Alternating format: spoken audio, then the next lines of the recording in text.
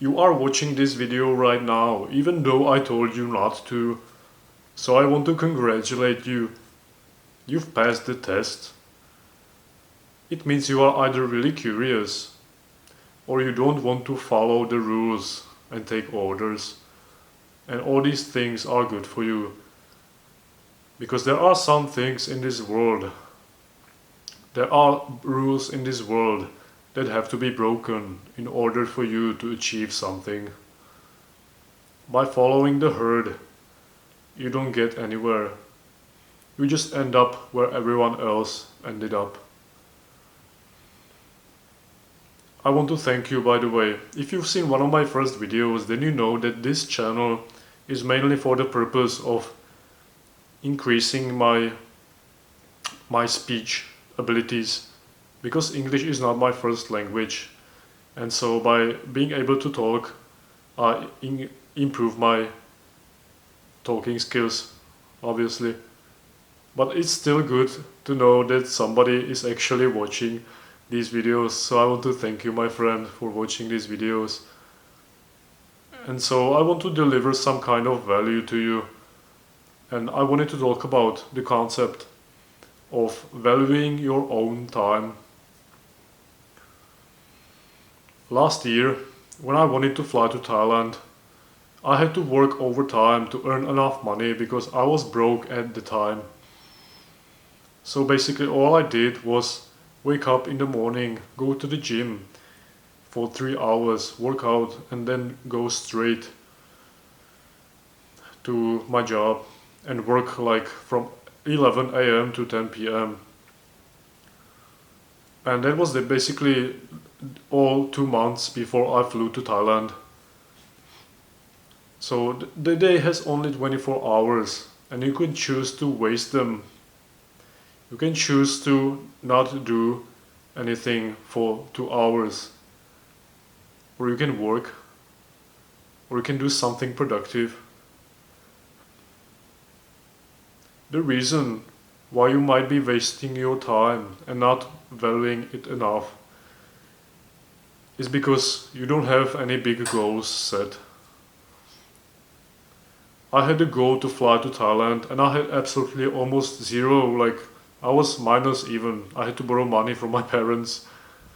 And so I set the goal to fly to Thailand, and then I worked for it really hard.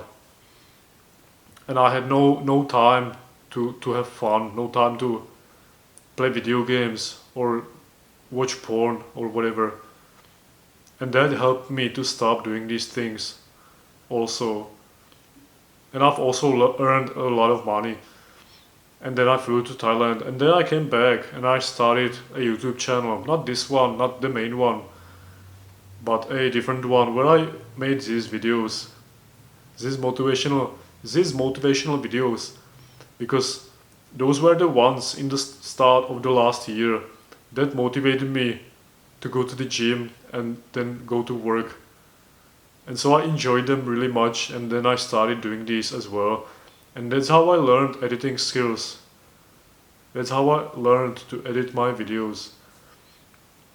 And at that time, when I came back from Thailand and was editing videos and uploading videos on that channel, I was dating a girl, which is my current girlfriend right now.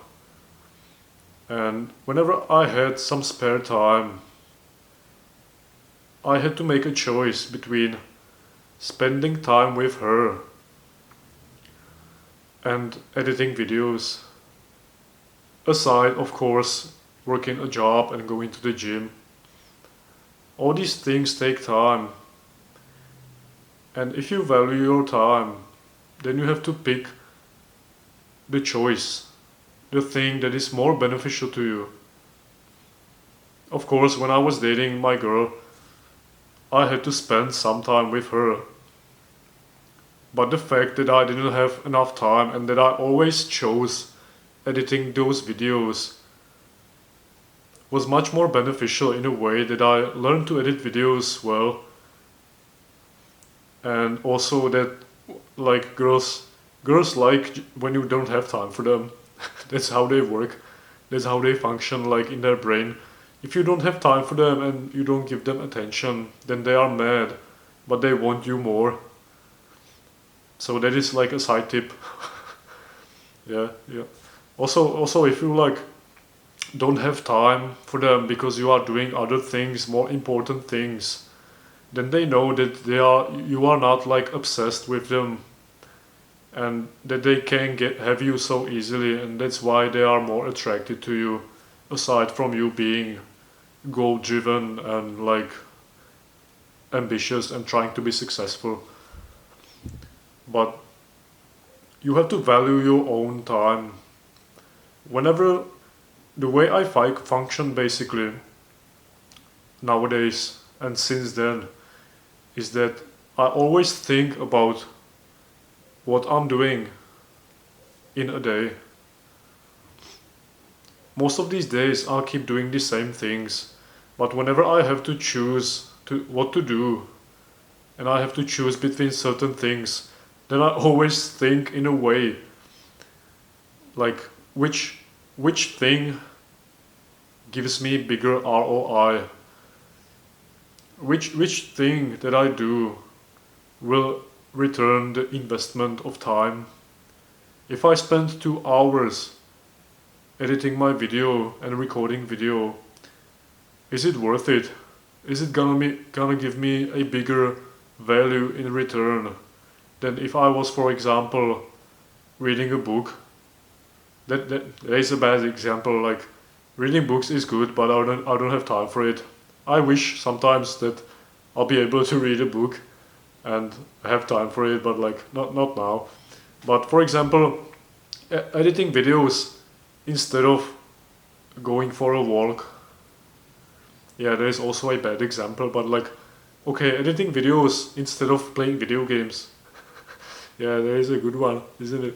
So, like, there is a obvious one, but like 2 hours of editing and recording a video, which takes much more than 2 hours.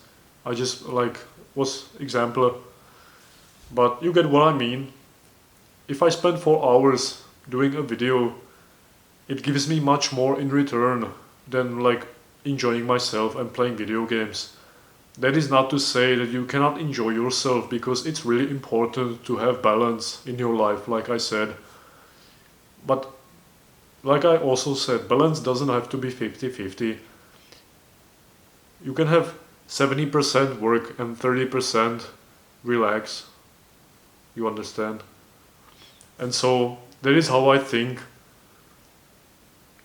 When you start valuing your time and start thinking in terms of investments, then you have this mindset that like whenever you spend money on something, is there a potential to give you some more money in return? If I spend time doing that thing, does it give me more value in return? Of course, you cannot think all the time like this, because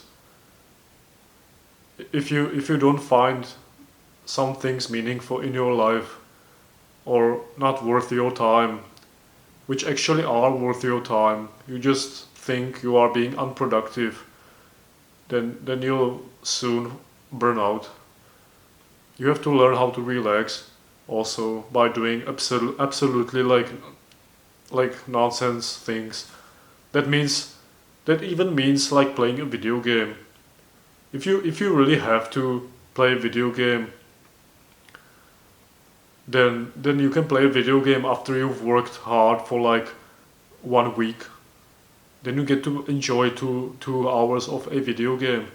But still, there are much better alternatives to playing video games. And you just have to teach your brain to enjoy them. If you, instead of playing video games, if you read a book, you can learn to enjoy reading that book. It's all about your habits and all about what your brain is being used to and what kind of stimulus it is used to. Video games are obviously much more stimulating than reading a book. But the more you read, the more you start to enjoy it. And then you realize that actually reading a book, for example, I used to read a historic novel which was called The Last Kingdom by Bernard Cornwell, and it's a pretty good series of books. I loved it, and it's about a Saxon warrior in England where there was not no England yet. But like the main point is that reading books teaches you to and forces you to use your imagination, and that is good for you. It's much better than playing video games. It's much more helpful to you because if you train your imagination and visualization, it has much more like spill effect into other areas of your life. When you play video games with a controller, you are just like exercising your fingers, right? That it doesn't really have much.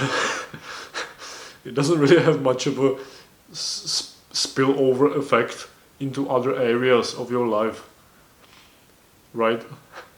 But but there are things like reading a book, meditating, and exercising that spill over into other areas of your life and make them better. And those are the ones that are worth your time more. And when you start valuing your time, when you stop wasting your time and try to achieve things, then you realize that you don't have to force yourself anymore into going to the gym or doing the hard thing that you don't want to do or starting a business or whatever.